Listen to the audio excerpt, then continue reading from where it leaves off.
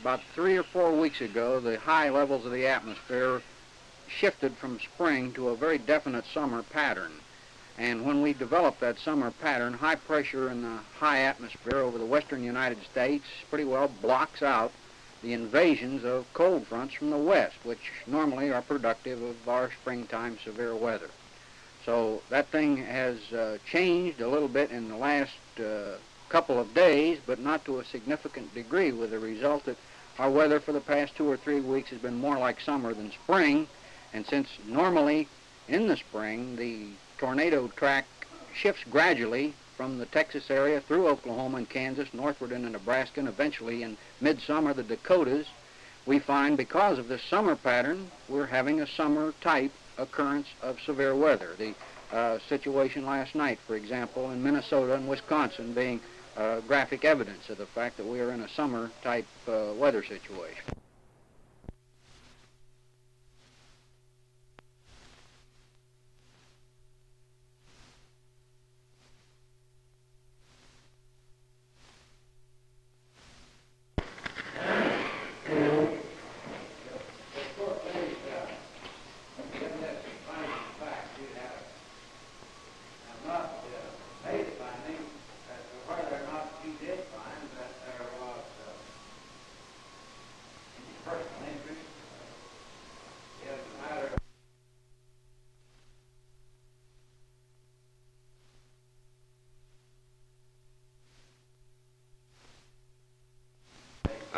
Well, I thought that I had made that finding, Mr. Bohannon, when I say that as a matter of law,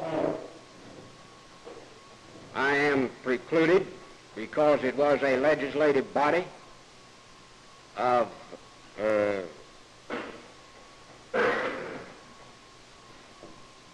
questioning the matter as to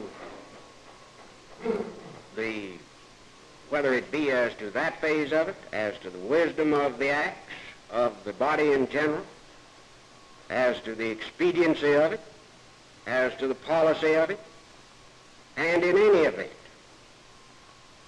I have said in this fourth finding that even assuming that his vote be disqualified, the vote would be 4-3. And it would take 5 votes to pass the ordinance.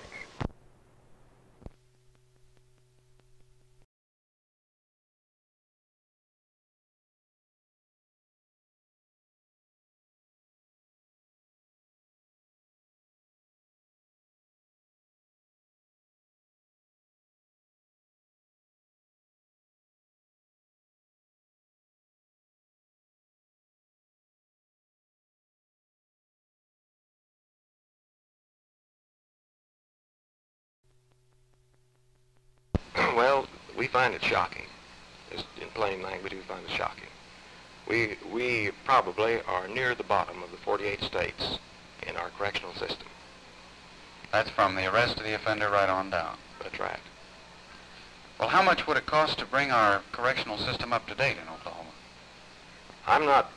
I don't know. We will try to have some figures by this fall that we can give you. However, we know this, that we can, whatever it costs, it will save several times the cost in dollars that it takes to keep a man in prison for over a number of years, and in the saving of a human life, or the rehabilitation of a human life, which is, there's no dollar tag attached to that.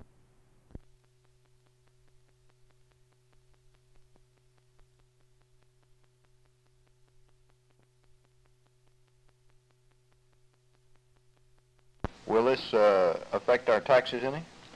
As far as I can see, this particular amendment will have no effect upon the taxes in any county in Oklahoma, because I'm advised at this time there is no property assessed to the fullest extent of 35% of its value. Mr. Foster, how would this question affect incoming industries in Oklahoma or Oklahoma City? Well, of course, that's the primary reason we have proposed this constitutional amendment. Visualize, if you can, the possibilities of a president or manager of some industrial concern which desires to expand or increase their production capacities, maybe even so far as to move their plant from some other point in the United States. One of the first things he will do, of course, is to consider the tax situation. Probably call on his controller or legal assistants and ask for a general summary of taxes in various areas under consideration. Assuming Oklahoma to be one of those, by a quick look at the Constitution, you can see that under present law, real property is to be assessed at 100% of its value. Applying that sort of an assessment to our present tax rate would make it prohibitive from a tax standpoint for industry to consider this area. However, we all know that taxes are not assessed on that kind of a basis. It has been the custom since statehood for the assessors to make it much less than the actual fair cash value of the property. This amendment simply clarifies and makes a matter of law, which is more or less a matter of practice among the various counties today.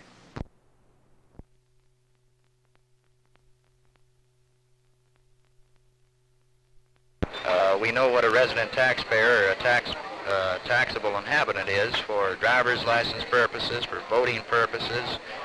The requirements are all different, but a resident taxpayer has never been defined for purposes of signing a grand jury petition.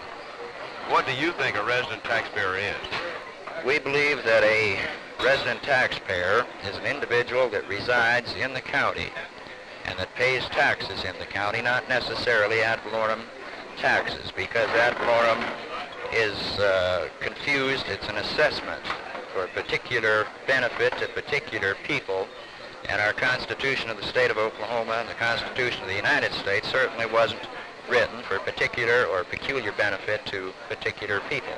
Well, now, what does the grand jury feel that a resident taxpayer is?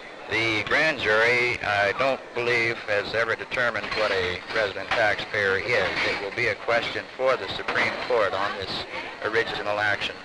But thus far, what have they assumed that a taxpayer is? In the past, the courts have always assumed that a resident taxpayer was an individual paying ad valorem taxes. A property owner. A property owner paying property taxes.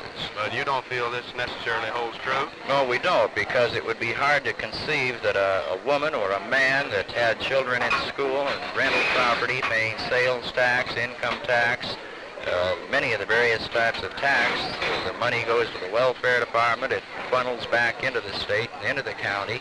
They're taxed possibly 30 or 40 or sometimes 50% of the dollar on an overall scale. So these taxpayers are certainly interested in the government of their county, and they're certainly entitled to sign a grand jury petition without an investigation at home or at their job or something like that. Governor. Muskowski. Why? Oh, I've just known him all my life, grew up in the same neighborhood with him, and I Think he's the best man? I think he'll make a good governor. Who's your favorite candidate? Muskowski. Why, sir? Well, he's in favor of the repeal. I think the liquor situation in the state, he'll do more for it, straighten this thing out. Who's your favorite governor candidate? Bill Atkinson. Why, sir? Why? Yeah. Well, I think he has more business ability than the candidates that are running so far. As a, Bill Atkinson. why, sir? I believe he's the best man for the job. Good enough. Thank you. Who's your favorite governor candidate, sir? Bill Atkinson. Why, sir? Because I know him personally more than anything else. I know he's a good man. Have you decided who you're going to vote for governor? Most definitely. Who, sir? I'm going to vote for George Muskowski. Why, sir? Well, we're going to make the state wet, for one thing. And that's it, huh? That's for me. Okay. Have you decided who you want to be our next governor? Yes, sir. Who's that? George Muskowski. Why, sir? Well, I think he'd be a good governor. He's a long friend of mine. Have you decided who you want to be our next governor? No, I haven't. Have you, when do you think you'll make up your mind? Oh, possibly in the next month or so. You usually wait until just about election time? Pretty near. How do you think the big issue of this election will be?